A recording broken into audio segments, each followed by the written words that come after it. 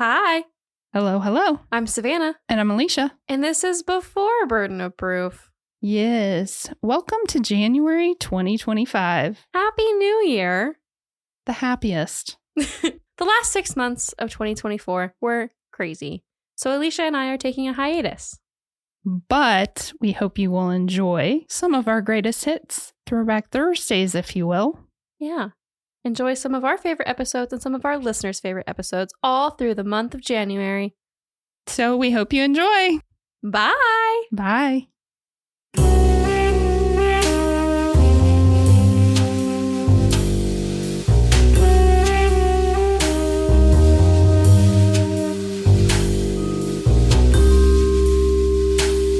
Welcome back. Hello, hello. I'm Savannah, I'm Elysia. and this is Burden of Proof. This is our first day recording back in like 3 weeks. 3? I think it's been 3. Oh. It's the longest break we've ever taken from recording. You guys didn't feel it. We had episodes up every week, but it's been a long time.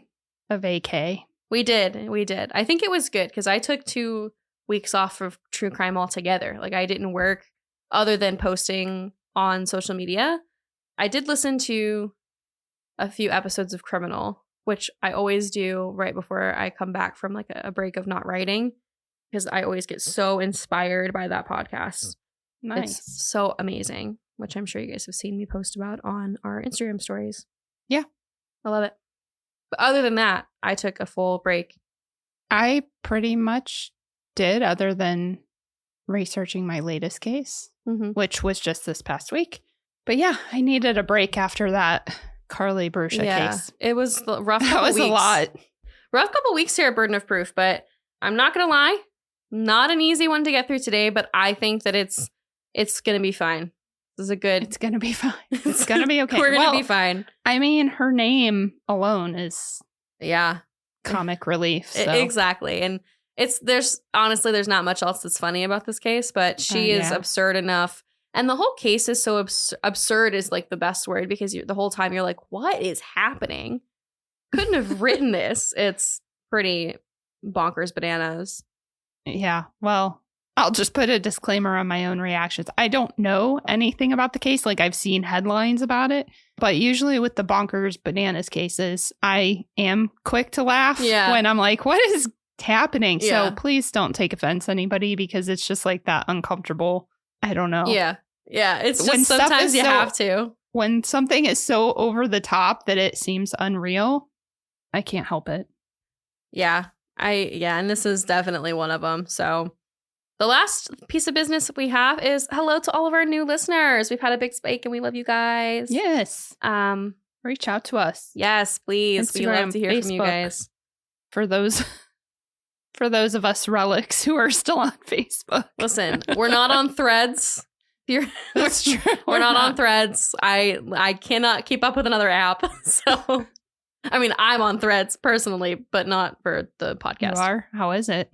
I I'm didn't only think you on would join because you hate Twitter. And I hate Twitter, but I like Threads. I'm only on it with my my Bookstagram account because I like that it's more stream of consciousness for people who are reading to have like they post their just live reactions to books, and you know, it's a little bit less formal. And I like that aspect of it because it feels like a giant book club. That's the only reason I'm on it. Okay. But I do not like the layout of Twitter. I've tried several times. And I definitely won't be going now that it's X. I forgot that it's going to do that. Yeah, no, I'm not. Sorry.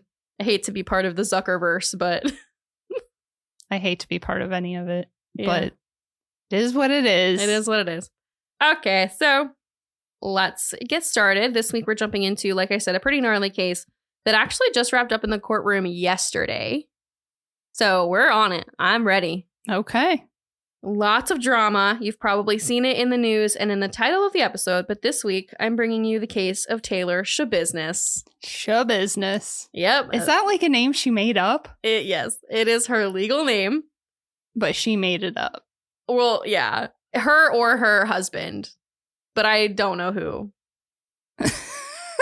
He actually in a Facebook post has claimed that he's the one who who granted her the name Schabusiness. Granted her. But his name is Shabao. His last name is Shabao. And then they started saying Schabusiness. So then they legally changed it. Or just she legally? She legally changed hers. I have not found proof that his is legally changed to Schabusiness. But that's probably because he's been incarcerated, so he can't change it. Anyway. Oh, Lord. Okay. Her legal name, Taylor Schabusiness, was born as Taylor Denise Coronado and then married as Taylor Shabao. And she was all about that shmoney, all about that Schabusiness. Except, like, I don't know how you can really be all about the shmoney because the fastest way to lose all your money is meth. So. Yeah. Anyway. One of the fastest ways. Correct. She changed her name legally in 2018 to Taylor Schabusiness.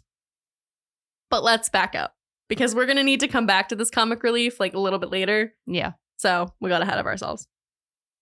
Okay. Changing gears. Changing energy. It's about to drop really low. Okay. Okay. In the very early hours of February 23rd, 2022, a woman named Tara heard the storm door slam shut in her basement.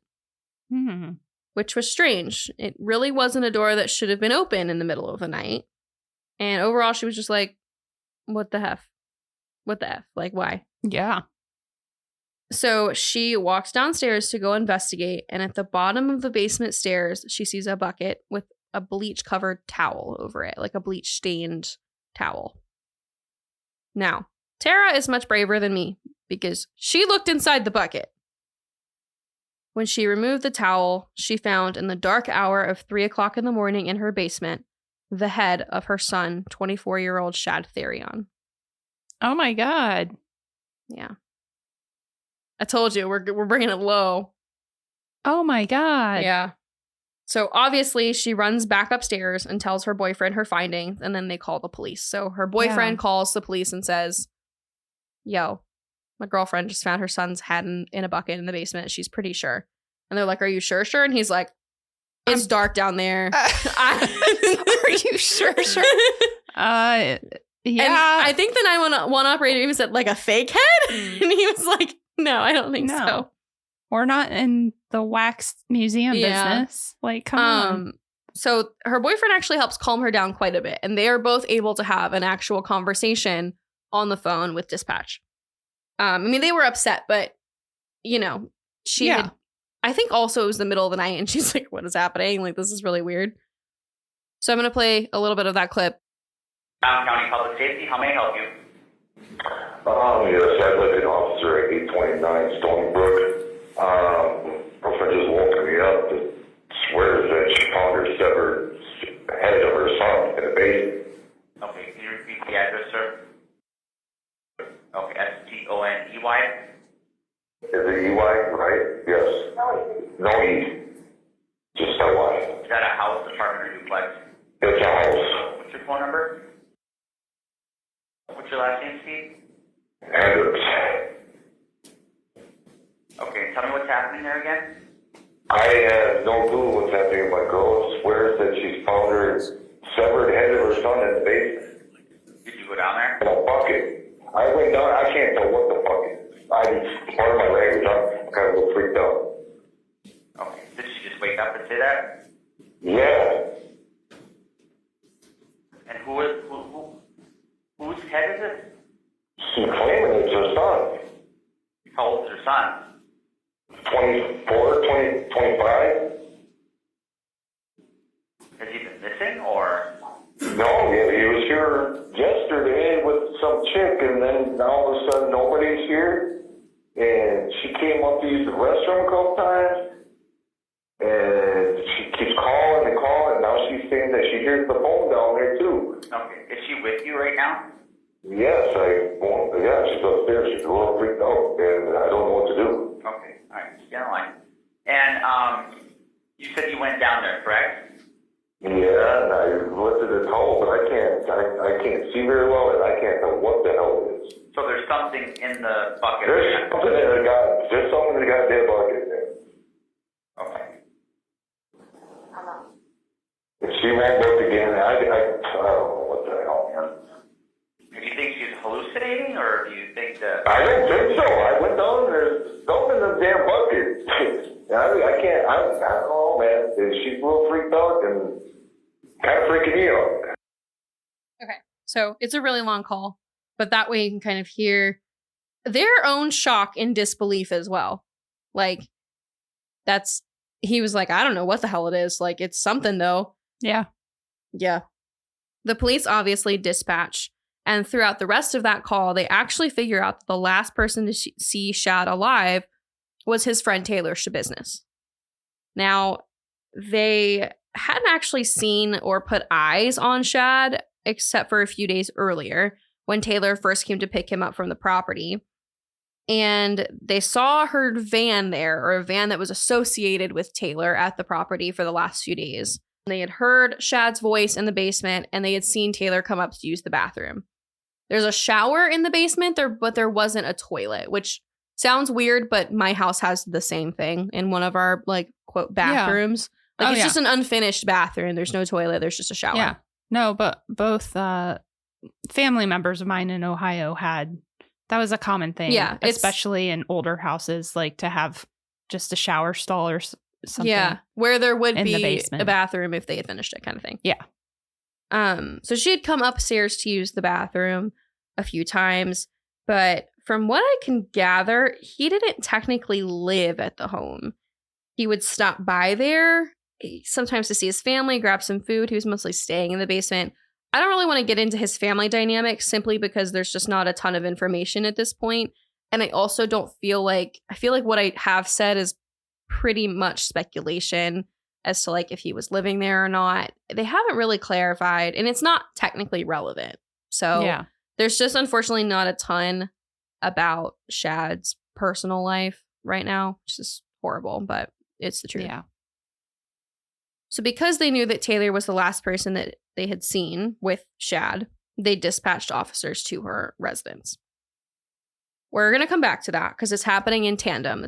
Everything's going to be happening at the same time. So we're going to start in one, and then I'm going to tell you what happens at the other. Okay. But Shad's mom's house, the officers arrive on a very snowy night in Green Bay. This is all in Green Bay, Wisconsin. Okay. They begin talking with Tara and her boyfriend.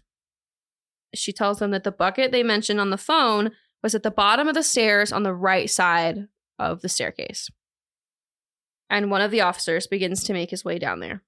Now, at this point, Tara had turned on the lights for the officers downstairs.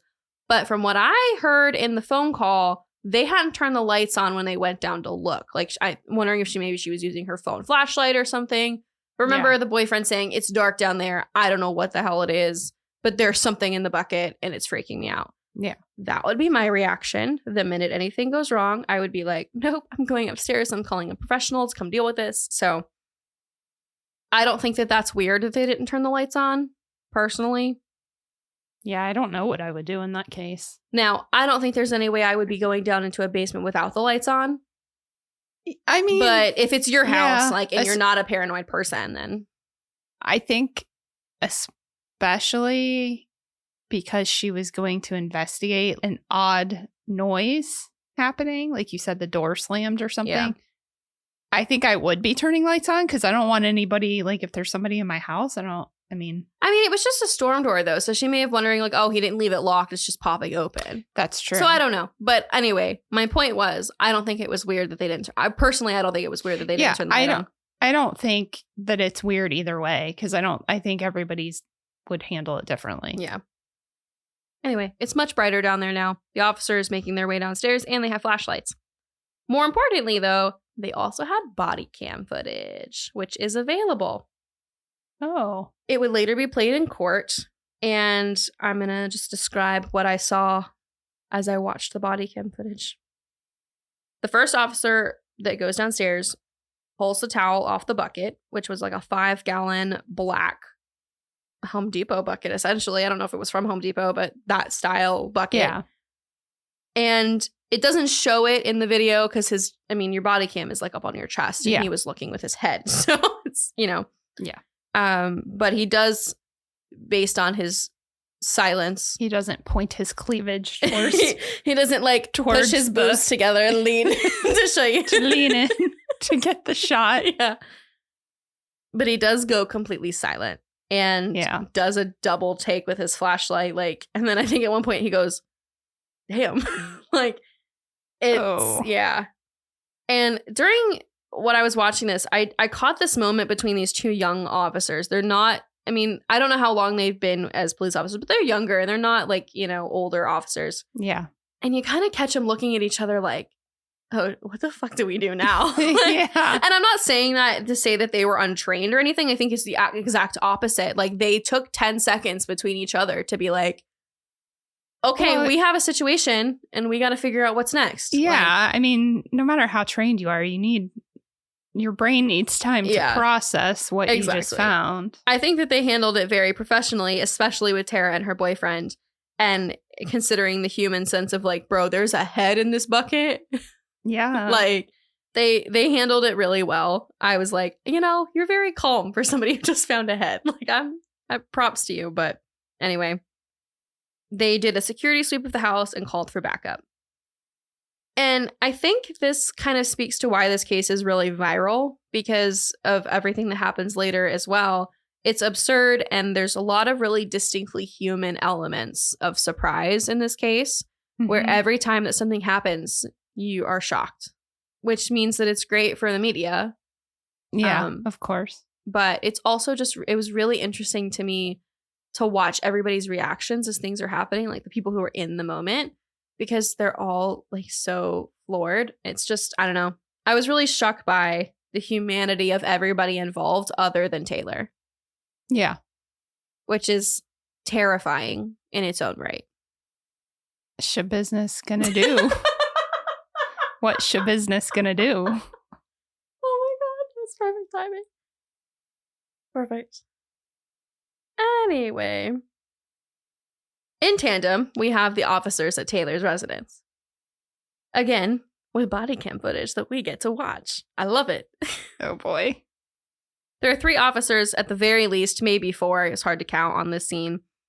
And the first thing that they notice is the minivan that has been mentioned to be at Shad's mother's home. Come to find out, it's not even Taylor's van. It's this guy that she's staying with's van. Which we've talked about before, but that absolutely sucks for this roommate because, like, now he doesn't have a van. Like, that sucks because it's now a crime scene. Anyway. They spot some blood and some bloody footprints in the snow, like an episode of Nancy Drew. Okay. On their way to the front door of the apartment. And as they're approaching the front door, they notice some movement and then Taylor comes out. And now these officers were very on edge because, I mean, the 911 call said something about a head and then you see blood on the ground. Yeah. And shout out to the officer that saw the blood because it was just like drops, but it was enough to be like, that's blood. Yeah. So Taylor comes out in black sweatpants, a black hoodie, and a black Green Bay Packers snapback that is embroidered. And I'll let you guess what is embroidered on the side. Schabusiness. Schabusiness. Know who I am. This is Schabusiness. And she also had blood on all of her clothes and on her hands. They were literally catching her red-handed. What? Yeah. How? I mean, I know everything's happening in tandem, but like, your girl didn't even stop to wash her hands? That door slam, man. Oh my God. That door slam was them hearing her leave. Yeah, no, I assumed, but like. Nah, she hadn't even stopped, like, to clean herself up, I guess. Okay. Mm-hmm. They immediately cuff her and sweep her apartment. Her poor roommates. You can hear them going, like, come out with your hands up, come out with your hands up. And they're just sitting there trying to watch TV. Like, I feel so bad. She doesn't even live here. She's just staying with them from what I could understand from her interrogation. Like, and they didn't notice that she was covered in blood? She was wearing black. So the officers only noticed because they were looking for it. Yeah. Like, if she had just come in, you may not have noticed. Yeah. Wow. And it was just like kind of, when I say on her hands, it was just kind of smeared and then she had like a cut on her thumb. So if they weren't looking at her, they would have thought, oh, that it's from the cut on your thumb. Yeah. But they were like, how'd you get that cut on your thumb? Yeah. Like, you know. Schabusiness. Yeah. What was your sorry. Schabusiness at People the are gonna residence? People People are going to be so sick of hearing the word Schabusiness I by don't know the if end you of could it. ever be tired of hearing the word Schabusiness. Yeah. Anyway, they take her to the station. They change her clothes because obviously those are evidence. And they put her in this paper jumpsuit thing. And they stick her in an interrogation room where she then begins to complain about her paper jumpsuit because according to her, never in her life would she have chosen to wear that. Well, have you ever like had the option to wear a paper jumpsuit, or is it just what you have to do? did they offer, should we embroider Schabusiness on it? Will that Maybe make if they it gave better? her a Sharpie and wrote Schabusiness on it. Then it's okay. Yeah. Okay. So gotta cool it on the Schabusiness. I This know. is about to get real. I know. Or we need to crank the Schabusiness up. It's one of the two. Okay, well, move on and I'll decide. Okay. I hope it's the latter. They read her rights, and this interrogation is honestly like nothing I've ever seen in my life. I mean, we've had the podcast almost a year at this point. It's late July. We started the podcast September 1st Yes. of last year. I have never in my life seen an interrogation like this. And we've seen some good ones. Yeah. But this one, I'm not sure if his title, but he did a great job. Or his name, but I don't know what his position was, but he did a great job. He starts by telling her that they had been to Shad's house and that they had found his head. And she literally said, "Oh, that's fucked up." And the officer was like, "Yeah, on that we agree." Like, messed up. You are correct. Yeah. And then I promise you, all he does is like say one sentence, rephrase his first sentence, and then there it is. Like, Oh, God. he just says like, "Oh, whose van were you driving, and are you living there?" She says, "Yeah, it's my friend's van. I'm staying there, whatever, blah, blah, blah, blah." And he goes, "Well, they found part of Shad there. They found his head. Where's the rest of his body?" And she goes, "It's there." At one point, she like tries to say like, "Oh, well, it's hard to tell you what happened." Because he says, "So just tell me what happened." And she's like, "Well, it's hard to tell you because I blacked out." But, and then she keeps talking. And then she'd like pretend to think for a minute, and then she'd give more information. I have no words. Yeah. Schabusiness. This is her side of the story. So Shad was her ex-boyfriend. They had dated for a little over 2 years in high school. They were in the 2016 graduating class, but I don't think that either one of them actually graduated. She had gone over to his house 2 days prior, picked him up. She tells the officers that they were smoking the bitch at their friend Scott's house. And then I'm old. it's Is meth. Yeah. It's ice. And they say, "Well, what is the bitch?" Is that what you say? Because she said it like, she's like leaning in the chair. She's like, "Yeah, I mean, we were smoking the bitch." Like, she says it like it's so cool. And the officer's like, "What is that?" And she goes, "Ice." And then one of them goes, "Methamphetamine?" Yeah. Like, she thinks Methamphetamine just doesn't have the same ring. it's like ice or the bitch. The bitch. The bitch. I was minding my Schabusiness. Smoking the bitch. So they were at their friend Scott's smoking the bitch, and then they go back to Shad's mom's house where she doesn't admit this, but we know this on the back end, that she had shot herself up and Shad with trazodone. Oh, okay. And then they began to have sex, or to do foreplay to have sex, which I guess was normal for them. This isn't the first time that they hooked up for sure. And it was also normal for them to include choking or strangulation during sex.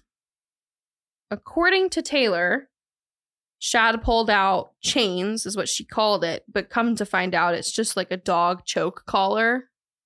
Okay. And she said that he was laying face down on the bed and she was straddling him. And she started pulling the chain to choke him. And then she just kept going. Yep. Just kept going.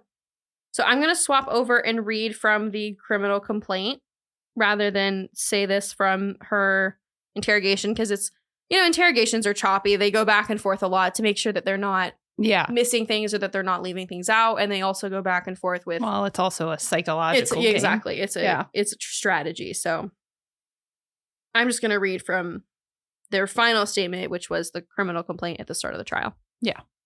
State of Wisconsin versus Taylor Schabusiness. I can't. I just can't believe they let her do that. Like, They don't care. somebody should say no. Princess Consuela Banana Hammock. Yeah. We did And learn. Mike Crap Bag. This is my husband. Crap bag. So I'm going to read this. It's if you're looking at the page, if you're looking at the document, it's the 5th page, the second to last paragraph. She says, Schabusiness described she and the victim were in the basement and that the victim produced 2 chains, one for him and one for her. Schabusiness described the chains at the time as being chain link and silver. Schabusiness would later describe the chains as being like a dog choke collar. Schabusiness stated that she just went crazy. Why do they just keep usually most court documents will say defendant. Yeah, they just say her name the whole time. I'm willing to bet that it's just on this one. They were like, we're going to say Schabusiness. Some legal assistant was like, I can't believe this is her fucking name. We're not going to leave Yeah. it boring defendant. No, why? It's defendant. It's so boring. Schabusiness is like insane. Okay, I'm sorry for interrupting. That's fine. Schabusiness stated that she just went crazy, referring to the strangling of the victim. At what point during the interview, Schabusiness stated that she could feel the victim's heart beating still as she was choking him. So she kept pulling and choking him harder, but the victim would not die, and that he just kept, quote, rebuilding into muscle, end quote. Detective Graff asked at what point did she know that the victim was not alive anymore. Schabusiness stated that the victim's face turned purple, blood was coming out of his mouth, but she did not stop. Detective Graff asked what she did after the victim died. Schabusiness stated that she had then played with his body. Schabusiness stated that she sucked the victim's penis and that she had a dildo that she put in the victim's mouth and then in the victim's, quote, ass. Detective Graff asked Schabusiness if she was choking the victim if he tried to fight back at all. Schabusiness stated that he did. What? Oh my gosh. Okay. So we know in hindsight that she assaulted his body for like up to 2 hours after he passed away. Ugh. Yeah. That's why I had to Oh read my it from the God. document, because if I had to type that out and then read it, I would have lost my crap. Oh my gosh. Yeah. Okay. So they don't know this at this point in the interrogation. I'm just telling you because I genuinely could not have made myself type it out that way. Yeah. But the interrogator, who I now know, now that I'm putting 2 and 2 together on the air, is that Detective Graff is who's interrogating her. Yes. But he asks all the questions in a bunch of weird orders, which is annoying to watch back, but it's effective in the moment. Yes. And when they're discussing the events pretty early on, I mean, it's an hour and a half long interrogation. And like at the 15, 18, 20 minute mark, this is where this happens. Like it's pretty quick. Yeah. They're discussing the events. They're talking about finding his head and what happened that day. And just Taylor out of the blue says, damn, the head. I can't believe I left the head. Up until that point, the only thing she had said that was incriminating was that like they had asked where the rest of the body was, and she said it's there. And then she kind of followed it up with like, I mean, unless it walked away, like I don't know where else it could have gone. Like she was trying to pull that back. But then like 3 minutes later, she's like, I can't believe I left the head. Oh my God. This time, when they asked where the rest of the body was, she said the body was there. And then she dropped her voice and said she liked it. She like went like, I liked it. Which was random because she's referring to choking him. She's saying she likes killing him. Yeah. And then she said, well, you're going to have fun looking for all the organs. They're all dismembered. Oh my God. Mm-hmm. And they were, because when this is really, really, really graphic and I'm really sorry. When they moved his head in the bucket, his penis was also in there. And like other organs and crap, like blood. It was horrific. She told investigators that she left the body in bins and bags that she had found in the home around in the basement. And that she had used the bucket to catch the head as she decapitated it on the bed. Like, what's that? The guillotine. It's like guillotine style where they put a basket. Yeah. Moving on. She used bags for all the blood as she was dismembering him and washed everything down that shower drain.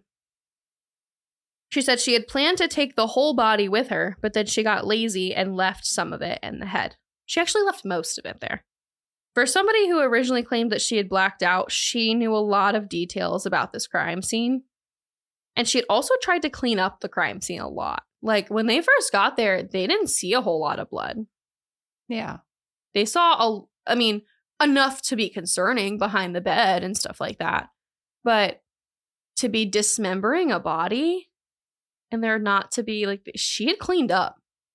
When asked how she had dismembered the body, she said she used utensils from Tara's kitchen and that the bread knife worked the best because it was serrated. Ugh. God. Yeah. She said she had spent all of Tuesday during the day and through the early hours of Wednesday morning dismembering the body. I'm pretty sure that's the timeline. It's kind of wacky. Sorry if I'm wrong. All that matters is that she spent an entire day and most of a night, like 36 hours-ish, doing this. And I can't believe, like, that's wild. Mm-hmm. That you would have the gumption to just casually do this in somebody else's home, like knowing that his mom is right upstairs, at least for some of those hours. At least for some of it. Holy crap. She mentioned that she distinctly thought about whether or not this was right, but then she, quote, did it anyway. Which is important later down the road. Of course. Mm-hmm. They started asking her for, like, where things were, where certain body parts were. And she said that eventually she let out that in the van they would find, like, quote, a foot. I think it's a leg, maybe. Like, she didn't even remember. It's horrible. It's horrible. It's terrifying. A medical examiner began to look at everything, obviously. And he did find some parts of Shad in the van. And this is where I want to clarify some things that the media keeps getting wrong. Especially at the beginning of this case. People kept saying that she, like, loved Jeffrey Dahmer. And I don't know if that's true or not. But they kept saying that she had part of his body in a crock pot inside her home as if she was going to consume it. This is not true. She had parts of his body in a crock pot box. Like just an empty cardboard box that she was using to for transportation. That is where this, like, leg foot situation was. Gotcha. Her interrogation was very clearly a confession at this point. So let's get into the aftermath. It, I know, was shocking to hear. So we're going to do a little palate cleanser and talk a little bit about Taylor and her husband outside of this.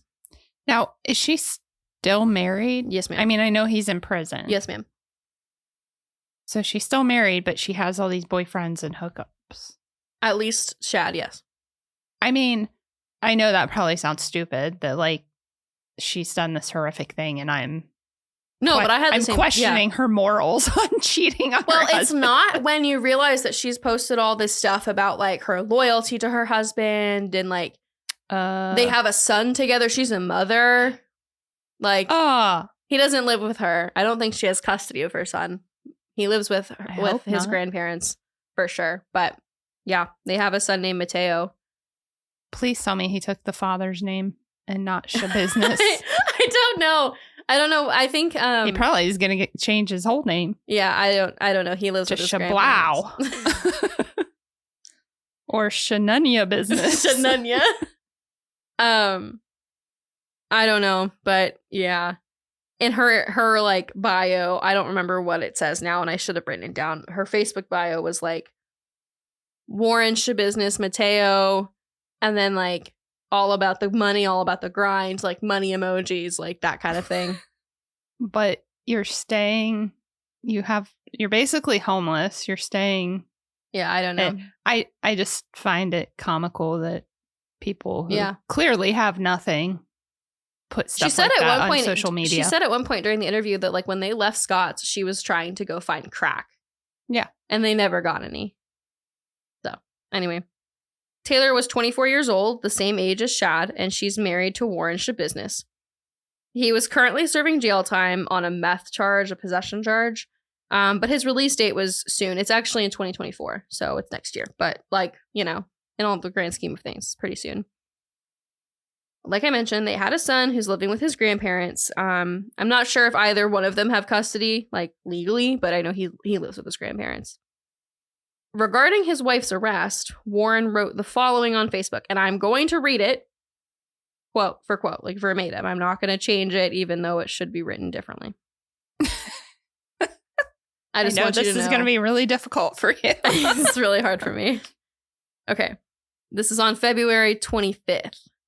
She got caught on the 23rd. So happened very fast. My wife might be locked up for a long time / if not life. But what the world / community don't understand is my release date is soon ... Either way, my prayers go out to my wife, Taylor Schabusiness. She needs help mentally. Brown County Jail and the Brown County Circuit Courts are failing at understanding this, nor do they even care. Yes, what she is being accused of is serious, but this doesn't change the fact that she still has rights. And she still has family / people that love her no matter what her situation might be. Hopefully the court / jail will realize she needs help. People like to be nosy. I get that. Nosy is spelled wrong. People judge. I get that too. It's what this world does and will continue to do. Either way, I stand behind my wife and I will forever stand behind her forever. I know what she's being accused of is not who she is. Not only has her addiction played a big role, but so does her mental background as well as postpartum depression. I just want my wife to get help, professional help, because it's what she deserves. Like I said, my prayers go out to my wife. I love her more than anything in this world, and that this will never change no matter what. That was really hard to read because there's no punctuation. His prayers go out to her. I don't. Yeah. I mean, I don't know. He brings up her mental health issues. Yes, so we're going to talk about that next. Which is important. Yes. We're going to talk about that next. And it's not that what he's saying isn't true, that she needs help. This is clearly not, you're clearly not sane. But she is. But there's legally sane and then there's sane. Yes, exactly. We've discussed that a million times. So I just don't. Dude, you're very forgiving. Very forgiving. Either that or you've done just as ding, ding, ding, messed you hit up it. Of stuff. You found it. That's it right there. You just don't. Yeah. Oh my God. The only reason that I know that it's the second thing, it's that he's done stuff in the past. Yeah. Is because Taylor posted on her Facebook a while ago something about like all before this happened. About like, you had my loyalty and you lost it and that's a mistake and blah, you'll never earn that back and blah, blah, blah. But then she's still loyal to him because they're married still. But she's not because she's having affairs. I don't know. But you're right. It's an equally toxic relationship on both sides from what we can gather. Yeah. So he brought up her mental health issues. I'd like to talk about those next, along with a little bit about her childhood, but not a whole lot.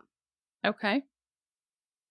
Taylor was moved around a few times as a kid and eventually moved to Texas, where she was placed with her maternal grandparents. They got her treatment for some behavior issues that were popping up at school, and this is where we start to see her bipolar diagnosis start to come up. During one of her competency hearings, her attorney brought up that her mother had died from cirrhosis and alcoholism in 2009, and her brother AJ was killed in a motorcycle accident in July of 2022. You're doing the math. July is after February. So he brings that up to refer to her competency to stand trial, not her competency during the crime.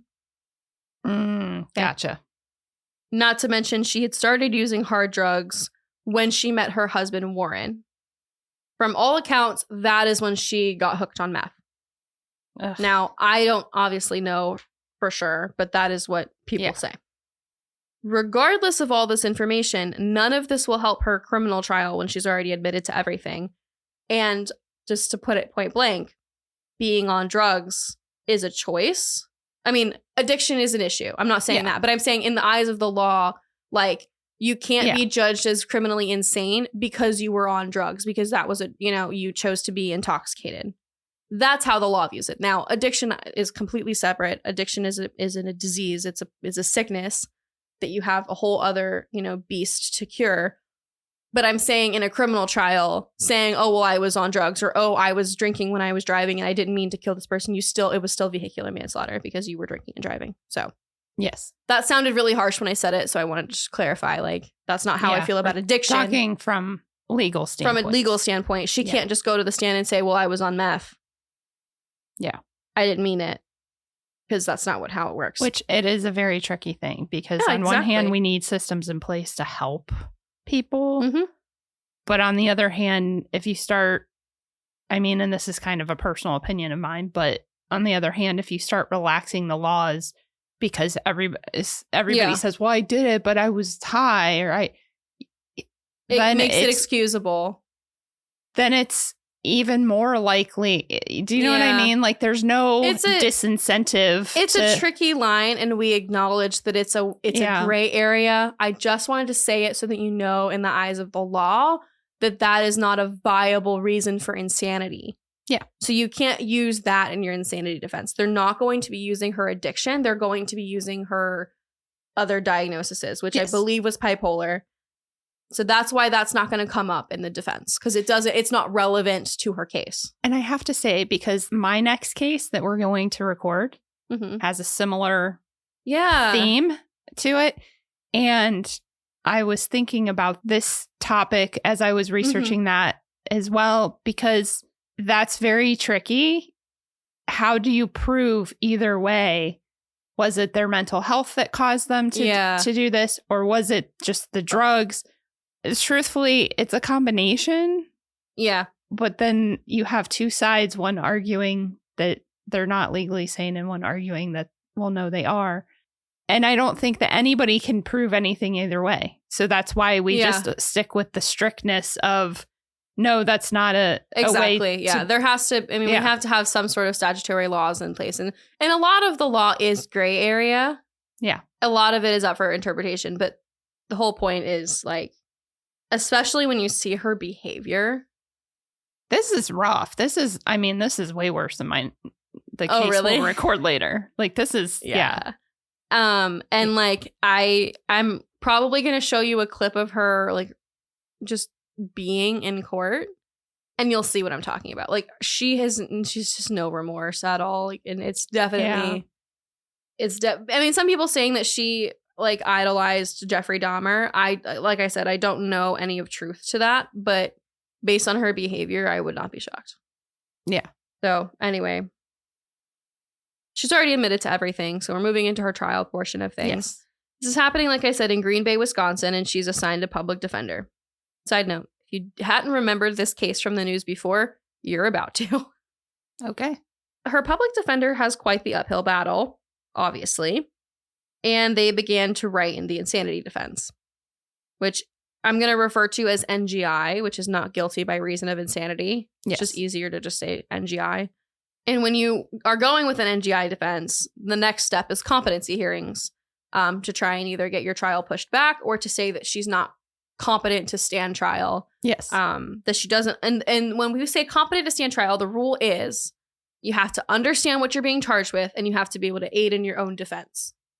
A pretty low bar. Yeah, it really is. So they have several hearings about that. Now, most, if not all of the doctors, I think all but one that evaluated Taylor, said that she was competent to stand trial. Because despite everything that we've talked about, despite the heinousness of this crime, she is competent to stand trial. Yes. She said very clearly in her interrogation that she knew what she was doing was wrong, and she chose to do it anyway. And in the same sense, she also cleaned up the crime scene and covered it up. And people who don't... Which indicates... It is a very big indicator to juries that she knew it was wrong. If you didn't know it was wrong, you wouldn't cover it up, kind of thing.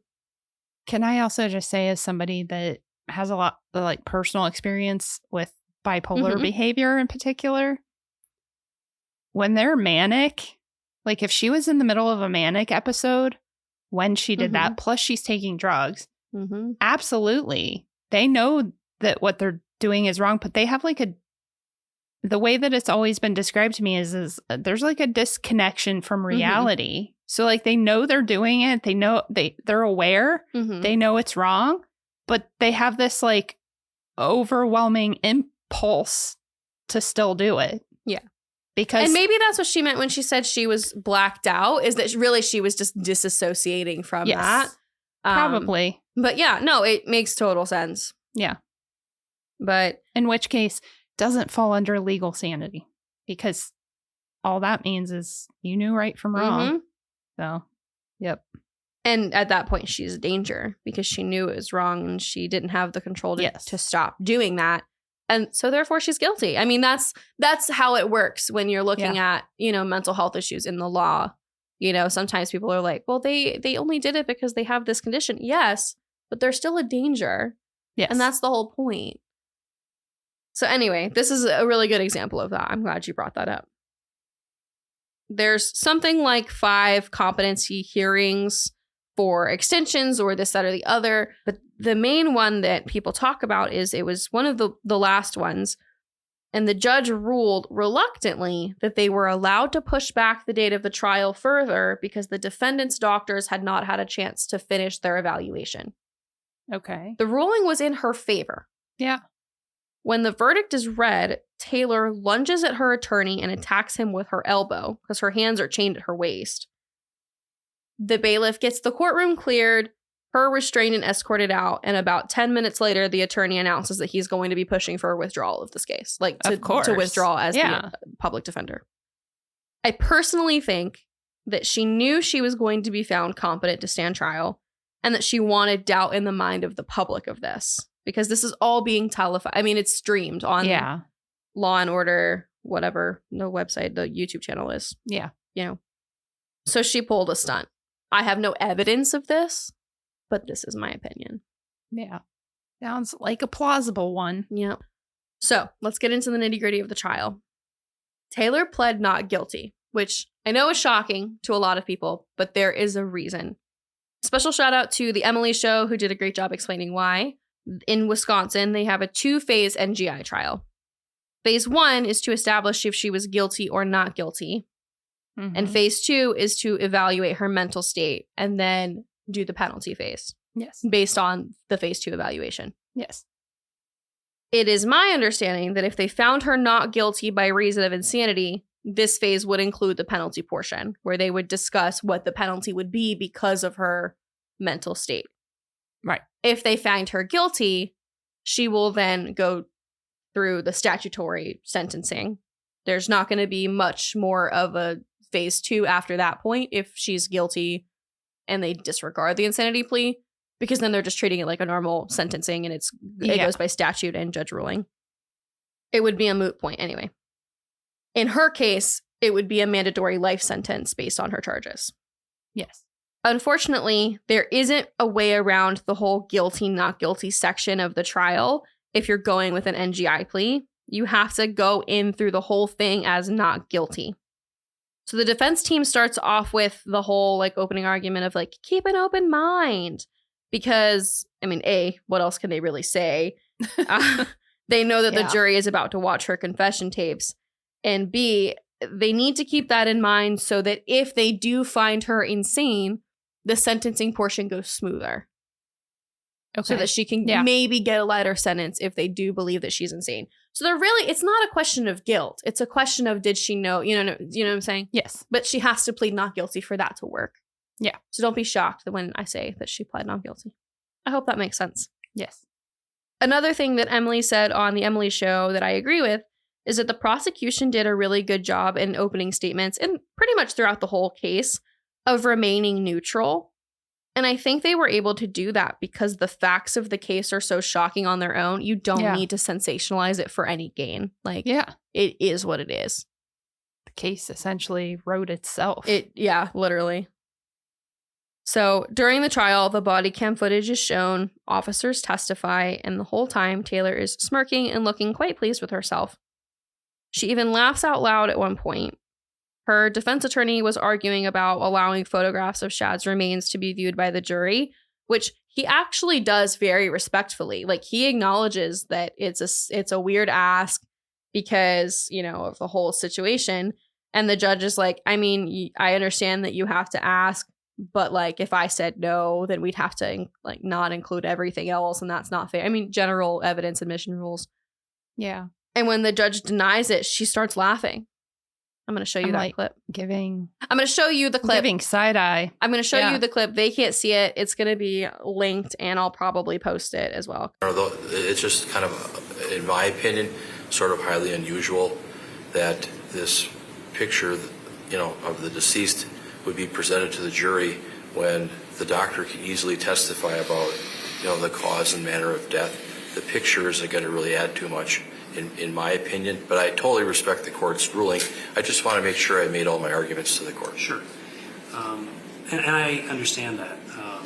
Photographs can be helpful to juries in understanding what witnesses are testifying to. For example, I think that argument could be made probably regarding every single photograph that's been entered into evidence, and that is, well, we can tell you what it looked like, and so you don't need to see a picture of it. Photos can be helpful. They can. And so I understand that argument. The doctor could just simply describe everything, but the question is this going to be helpful to the jury, and will the prejudicial effect outweigh the probative value? I don't think so. I do think it'll be helpful to the jury, and so for those reasons I'm going to allow it to be admitted. So that's the... It's that sort of behavior in court that really solidifies. You can't really hear her laugh on the clip, but she just looks evil. Yeah. Like I said, I'm not planning on playing that one for... And how old is she? That's my next line. She's 25. I mean... Bipolar and drugs have not been kind to her because I would guess that she's at least in her mid to late 30s. Yeah. I mean, also, generally what I see when I'm researching is people when they go to jail, man, it ages you. Yeah. That's my number one reason not to go to jail. Your skin gets really, loose and sallow, and it just doesn't work. She just has no color, and neither did Lori Vallow when she came out of, for her trial and stuff. She just looked horrendous. I'm sorry. It's my number one reason. That's... I mean, obviously don't do bad things, but so. Anyway, I'm going to post that video on our social media probably Friday, day after the case comes out, so you can head back over there and watch that. I'll make you go back. So, as of Friday, July 28th, Taylor was convicted on all counts, including the sexual assault of Shad's body, and the jury rejected her insanity defense. Remember, the basics of the insanity defense is that a person knows right from wrong. She knew it was wrong. She said she thought about it. She did it anyway. She cleaned up the crime scene deliberately after that. And, no one is denying that she clearly has some serious mental health issues, but not any of them would lead to her being found not responsible criminally for Shad's death. And that's really the question. Yeah. Shad's obituary reads, quote, Shad enjoyed camping and games and spending time with his family. He was a very kind and compassionate person who often thought of others before himself. A talented artist, he also enjoyed wood carving. Shad is survived by his mother, Tara, father, Michael, sister, Ava, sister, Sevilla, brother, Bo, grandparents, Becky and Steve, grandfather, David, grandmother, Elaine, and many aunts, uncles, nieces, nephews, cousins, and friends. And I cut out their last names just for privacy, but yeah. It's a hard case, but I thought that you guys would, enjoy learning about the two-phase NGI trial and, all the shabusiness of it all. The shabusiness. The shabusiness. Wow. Yeah. I have no words. That is scary. So did they say where she's going to be serving time? They haven't done her actual penalty phase because it's not going to go into the same. Like I said, if with the two-phase penalty trial, if they had determined her to be insane or not guilty by insanity, then they would have gone into a penalty phase. Right. Because they found her guilty and rejected her insanity defense, it pretty much goes from my understanding. I don't live in Wisconsin. I don't know any attorneys that practice in Wisconsin. We are not attorneys. No, we are not attorneys. It's probably time we say that again. But from what I understand, it now goes into basically judicial statutory sentencing, which Yes. for her is a mandatory life sentence. All that's going to be happening at her sentencing hearing in September, late September, is that the judge could set a parole date. I don't know if that will happen. I seriously doubt it. I foresee that judge getting a lot of flack if he does. Yeah. Honestly. I agree. So I just wondered if she's going to go to a facility that is like yeah, a little more focused on mental health versus just lock her up. I don't know, because that would have been determined in phase 2. Yeah. So I don't know. Interesting. The judge shall decide in September. Well, you'll have to update us. I'm sure I will. I don't know if it'll be an update on the pod or if it'll be an update that I post to. We have a highlights tab on our Instagram. Mm-hmm. So I'll post it on their story and then I'll tag it in that highlight section. So if you're listening to this and it's like after September, I think 28th is the sentencing hearing, it should be in that highlights tab if you've missed it. All right. Well, thanks for sharing all the grossness. Thanks for sticking through the grossness with me. I don't normally bring the grossness, but No. Yeah, that's pretty gory for you. yeah, it was pretty gory. I don't know. I was in the mood. I could handle it. Here we are. All right. Shabusiness. Shabusiness. It's our new sign off. No, I feel like I don't want to glorify that at all. It's just like, No, I can't believe anybody it's- lets you just change your name to whatever you want. And she had Hey. it like embroidered on crap. Hey, now she'll have a jumpsuit with it embroidered. Yeah, because it's her legal name. Yeah. It's crazy. It's insane to me. Well, thanks for listening, everyone. I'm Princess Consuela Banana Hammock. And I'm Crapbag. And this has been Burden of Proof. If you get all the way to this part of the episode, go leave a little money emoji on the bottom of the Instagram post for your little Sunday shout out. Thank you so much. All right. Till next time. Till next time. Bye. Bye. Thanks for listening, guys. Find us on Instagram and TikTok at Burden of Proof Pod and email us at burdenofproofpod@gmail.com.